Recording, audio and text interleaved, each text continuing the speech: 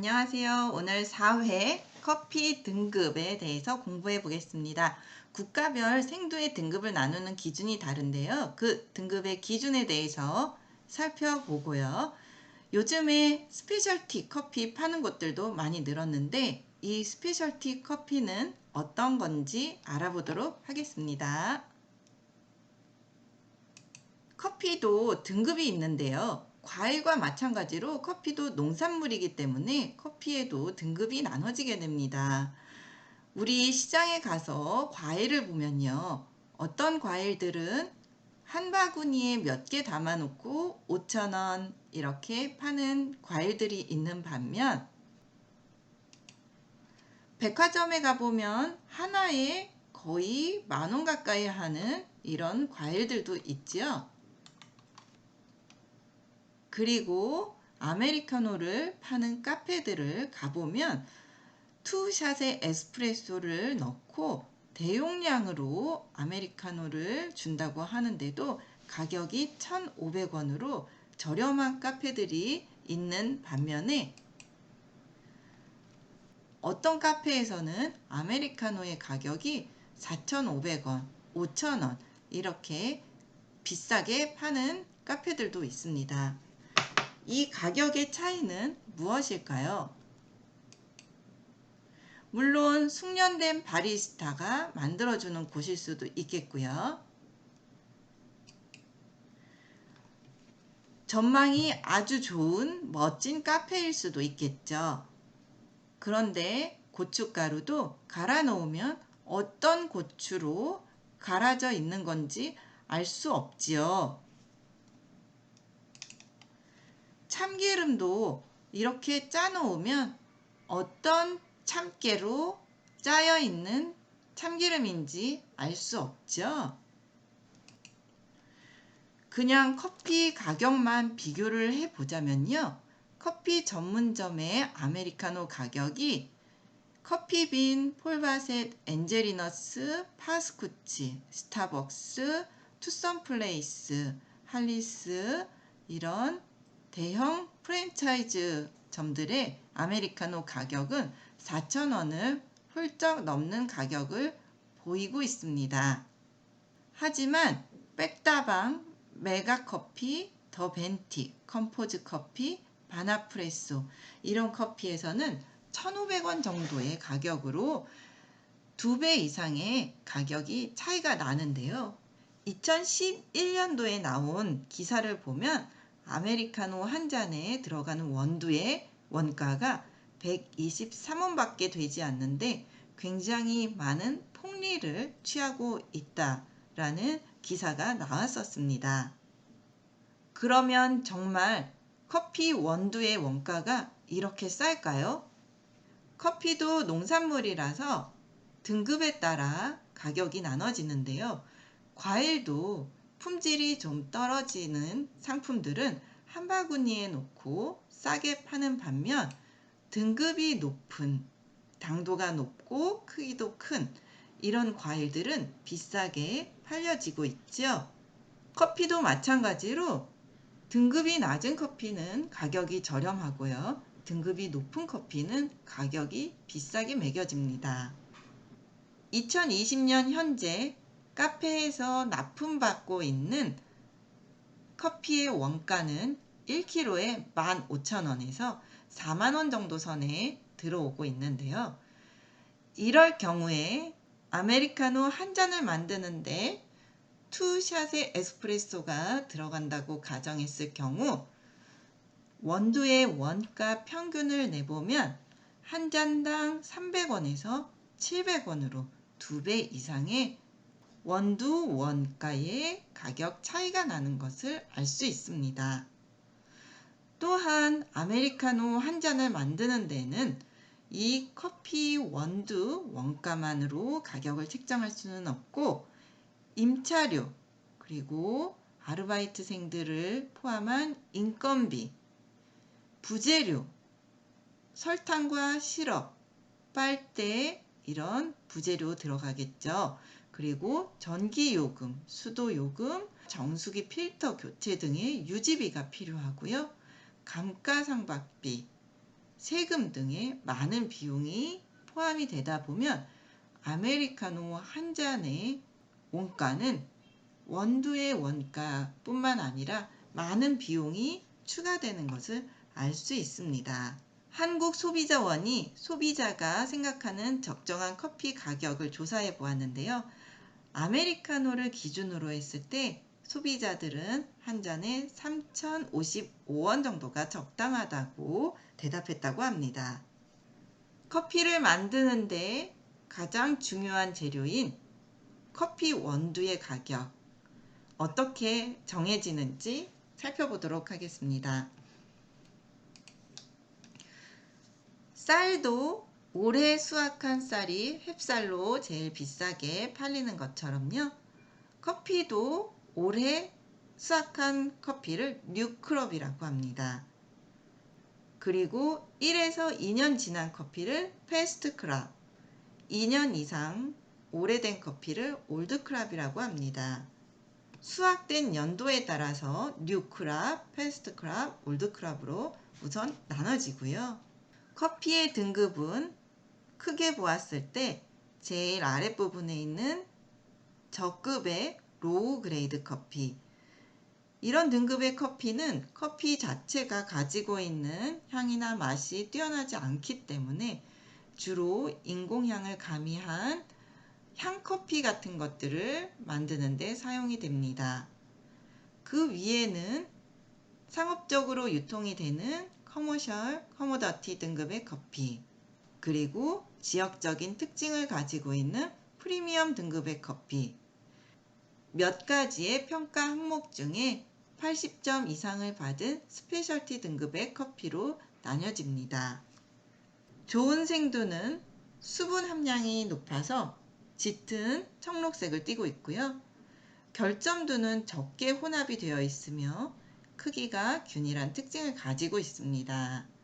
그리고 고지대에서 재배된 것일수록 밀도가 높고 좋은 맛과 향 성분이 있기 때문에 조건이 동일할 경우에는 사이즈가 크고 밀도가 높은 것일수록 좋은 등급을 받을 수가 있습니다. 커피의 원산지, 국가별 생두의 등급을 분류하는 기준이 조금씩 다른데요. 우선은 결점도를 기준으로 해서 좋은 등급을 분류하는 국가, 그리고 크기가 큰 거를 좋은 등급으로 분류하는 국가, 생산 고도가 높은 곳에서 생산되는 것을 좋은 등급으로 분류하는 국가, 이렇게 나누어서 살펴보도록 하겠습니다. 우선 결점도가 적은 커피를 좋은 등급으로 분류하는 국가에는 대표적으로 브라질, 인도네시아, 에티오피아 등의 국가를 들 수가 있는데요. 지금 표에서 보시는 것처럼 브라질은 특이한 점이 넘버 1이 없습니다. 이건 약간 상징적인 의미를 가지는데요. 자연의 산물이 완벽할 수는 없다라는 의미로 브라질에서는 넘버 1이 없고 넘버 2부터 시작한다고 합니다. 그런데 다른 나라는 인도네시아나 에티오피아 이런 국가에서는 그레이드 1에서부터 시작이 되는 것을 확인하실 수가 있으시죠? 크기가 큰 커피 콩을 좋은 등급으로 분류하는 국가에는 콜롬비아, 케냐, 탄자니아 등을 들 수 있는데요. 여러분들 광고에서도 많이 언급을 해서 콜롬비아 수프리모라는 말은 많이 들어보셨지요? 이 콜롬비아 수프리모는 크기가 큰 콩의 등급 중에 하나입니다. 그리고 케냐 AA나 탄자니아 AA 이런 말도 많이 들어보셨죠? 크기가 큰 콩을 A, 그리고 그 다음 사이즈를 B, C 이런 식으로 내려가면서 AA가 붙은 콩이 제일 크기가 큰 콩으로 분류됩니다.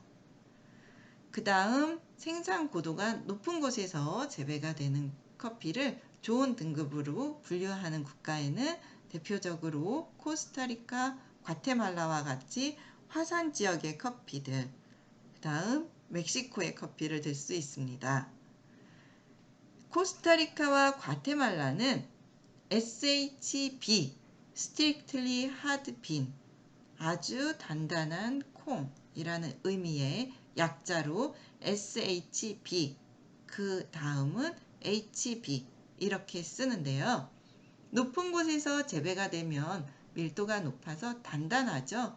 그래서 Strictly Hard Bean 이라는 말을 쓰고요. 멕시코는 같은 고도가 높은 곳에서 재배가 되는 커피를 좋은 등급으로 분류를 하는 국가이지만 SHG, Strictly High Grown, 아주 높은 지대라는 약자를 써서 SHG로 표시한다는 차이가 있습니다. 결점도, 크기, 생산 고도에 따라서 커피의 등급이 나눠지는데요. 결점도는 어떤 것들이 있을까요? 지금 화면에서 보시는 것이 결점도들만 모아놓은 것입니다. 벌레 먹어서 구멍이 뚫려 있다든지 썩거나 곰팡이가 난 것들, 이런 것들이 결점도에 속하는데요. 껍질이 벗겨지지 않은 커피, 나무에서 너무 익거나 땅에 떨어진 채로 발효가 된 커피, 쪼개진 커피, 벌레 먹은 커피, 정제 공정에서 너무 발효되어 생두가 검게 변색된 커피, 곰팡이 핀 커피, 그리고 커피가 아닌 나뭇가지나 돌, 이런 이물질, 이런 모든 것들이 결점도에 속하게 됩니다. 여러분들 이 화면에서 돌을 찾아보시겠어요? 이건 제가 직접 커피를 볶으면서 결점도를 하나씩 골라내는데요. 너무나도 커피의 색깔과 크기가 비슷한 돌멩이를 발견한 사진입니다. 여기에서 커피가 아닌 건 무엇이 있을까요?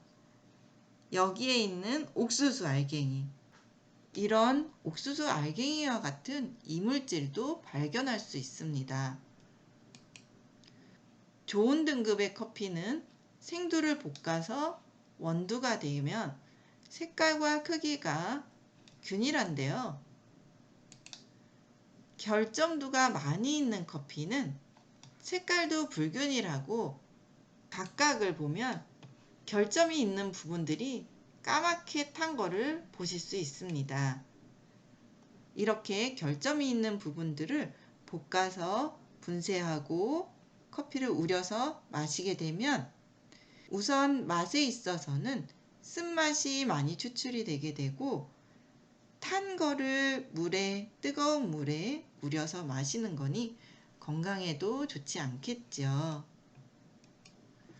지금 화면에서 다른 커피들과 다르게 밝은 색으로 남아있는 커피 알갱이 하나를 찾으실 수 있으시죠? 이 원인은 단백질과 당 성분들이 충분히 만들어지기 전에 미리 채취되었기 때문에 열에 의한 갈변화가 원활하게 이루어지지 않고 밝은 색으로 남아있게 됩니다. 이걸 퀘이커라고도 부르는데요. 이 미성숙두 퀘이커는 스페셜티 등급에서는 한 알도 허용이 되지 않는 결점도입니다. 이 결점도의 향미의 특징은 지역적인 커피의 특징을 포함하고 있지 않고 그냥 옥수수, 옥수수차 정도의 밋밋한 구수한 향만 가지고 있기 때문에 스페셜티 등급의 커피에서는 하나도 허용이 되지 않는 치명적인 결점입니다. 그 다음 커피의 등급을 크기에 따라서 나누는 기준을 살펴보도록 하겠습니다. 콜롬비아 수프리모 이 부분에 속하고요. 스크린 사이즈가 17에서 18 정도로 지름이 6에서 7mm 정도의 지름의 크기를 가지고 있는 커피가 콜롬비아 수프리모, 크기가 큰 콩에 속하는 등급의 커피이고요. 케냐 AA, 탄자니아 AA와 같이 더블 A는 스크린의 사이즈가 19 이상으로 더 큰 커피의 크기를 나타냅니다. 스크린이라는 것은 무엇일까요? 여기 보시면 스크린 넘버 18, 17, 16, 15, 14, 13 이렇게 스크린에 구멍이 뚫려 있고 넘버가 적혀져 있는데요. 커피의 콩을 이 스크린에 담고 흔들게 되면 크기가 큰 거는 빠져나가지 못해서 위에 걸리고 그 아래로 빠져나간 콩은 걸리고 또 점점 크기에 따라서 그 스크린에 커피가 남아지겠죠. 이렇게 해서 커피의 크기를 분류를 하는데요. 유튜브에 그린 커피 프로세싱 사이즈 그레이더 참고 동영상을 한번 보시면서 여러분들이 커피의 크기가 어떻게 분류가 되는지 살펴보도록 하겠습니다.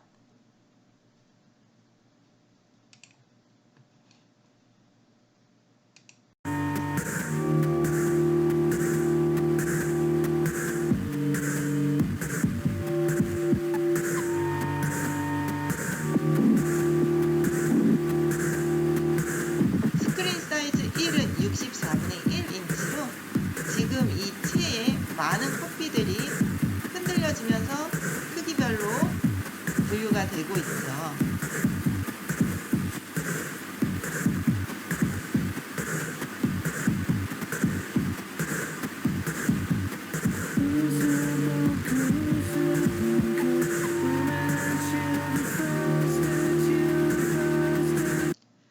지금 보신 동영상은 기계에 의해서 스크린 사이즈별로 등급이 분류되는 것을 보았습니다. 이제는 재배 고도가 높은 곳에서 재배가 된 콩이 좋은 등급으로 분류되는 국가들을 살펴보겠습니다. 높은 곳에서 재배가 되면 일교차가 크기 때문에 밀도가 단단해지겠죠. 밀도가 단단하다는 이유만으로 좋은 등급으로 분류되는 것은 아니고요. 높은 곳에서 재배가 되면 약 5,000피트 이상에서 재배되는 커피들의 향미의 특징을 살펴보면요. 과일, 꽃향, 베리, 와인과 같은 풍부한 향을 가지고 있고요. 4,000피트 이상, 4,000피트에서 5,000피트 사이에서 재배되는 커피의 향미의 특징은 시트러스, 감귤향, 바닐라, 초콜릿, 너티향과 같은 향미의 특징이 있습니다. 3,000피트에서 4,000피트 사이에 재배되는 커피는 낮은 신맛과 달콤한 맛이 특징이고요. 2,500피트 정도의 재배가 되는 커피에서는 블렌드하고 멀시한 향미의 특징을 가지고 있는데요.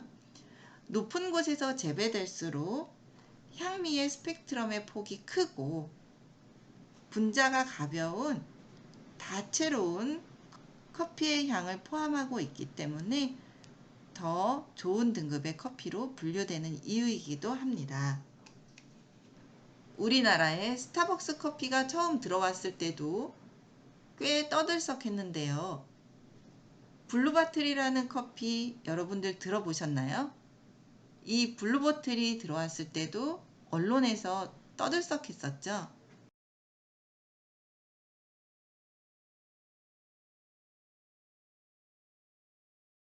이 블루보틀과 스타벅스의 차이는 무엇일까요?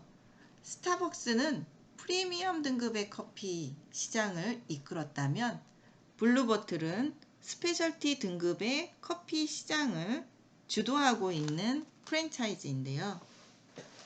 스페셜티 커피라는 용어는 처음에는 공장에서 대량 생산된 커피와 차별화시키려고 전문 카페에서 생두의 원산지와 품종별, 로스팅 정도별, 분쇄 상태별로 세분화해서 제공하는 커피 상품의 홍보용으로 사용되었지만 오늘날에는 전문 카페에서 판매하는 고급 커피 음료에 사용이 되게 되었습니다. 이 스페셜티 커피는 다양한 평가 기준에서 80점 이상의 점수를 받은 커피로 완벽한 고도에서 최고의 토양에서 그리고 적절한 수확 시기에 수확이 되었기 때문에 이런 높은 점수를 받을 수 있게 됩니다. 스페셜티 등급의 커피도 세분화되게 되는데요. 80에서 85점은 베리 굿, 85점에서 90점은 엑설런트, 90에서 100점의 높은 점수, 최고 점수를 받은 커피는 아웃스탠딩으로 또다시 세분화되게 됩니다. 스페셜티 등급의 커피를 평가할 때는 샘플을 채취하게 되는데요. 볶지 않은 생두일 경우에는 샘플이 350g 기준으로, 볶은 다음에 원두일 때는 100g을 가지고 평가를 합니다. 수분의 함량은 10에서 12%, 내추럴 커피 같은 경우에는 10에서 13% 정도의 수분 함유량을 포함하고 있어야 하고요. 콩의 크기도 대체로 비슷비슷한 크기로 편차는 5% 이내여야 합니다. 외부 오염된 냄새 같은 것은 없어야 하고요. 로스팅을 했을 경우에 로스팅의 균일성으로는 스페셜티 커피에는 퀘이커가 한 개도 허용이 되지 않고 그 아래 프리미엄 커피에는 퀘이커는 3개 정도까지는 허용이 되는 로스팅의 균일성. 향미의 특징으로는 애프터 테이스트 부분에서 각각 독특한 커피의 향미 특징이 있어야 하고요. 커핑을 통해 샘플은 프레그런스, 건조되어 있을 때의 커피향, 아로마, 물에 적셔졌을 때 나는 향, 플레이버, 향미, 엑시더티, 신맛, 스윗니스, 단맛, 바디, 밸런스, 클린컵, 유니포머티, 오버롤, 애프터 테이스트의 부분에서 각기 독특한 특성이 있어야 스페셜티 등급의 커피로 분류가 될 수 있습니다.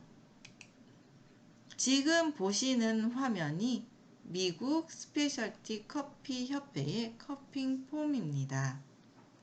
이런 평가지에 각각의 커피들의 샘플을 평가해서 80점 이상인 커피를 스페셜티 등급으로 분류하고 있습니다.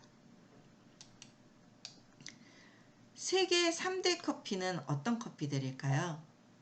세계 3대 커피는 자메이카 블루 마운틴, 예멘 모카 마타리, 하와이 코나 엑스트라 펜시, 이렇게 세 종류의 커피인데요. 이 세계 3대의 커피는 가격적인 면에서도 굉장히 높은 가격을 보이고 있습니다. 세계 5대 커피는 세계 3대 커피에다가 인도네시아 루악, 고양이 똥 커피로 알려져 있죠. 지금 사진에서 나와 있는 건데요. 이렇게 똥이 배설이 되면 이 똥들에서 커피 알갱이만 살살살살 헤쳐서 골라내가지고 모은 게 고양이 똥 커피인 루악입니다. 그리고 거기에 파나마 게이샤 커피까지 하면 세계 5대 커피입니다. 하지만 여러분, 재미있는 거는요. 이렇게 비싼 세계 5대 커피, 프리미엄 등급의 커피와 섞어서 블라인드 테스트를 해본 결과 세계 5대 커피가 훨씬 더 맛있다고 고른 학생분들이 극히 일부였습니다. 그래서 여러분들도 가격보다는 여러분들의 입맛에 맞는 커피를 골라서 드시는데 오늘 수업한 내용이 참고가 되셨으면 좋겠습니다. 지금까지 수업 들어주셔서 감사합니다.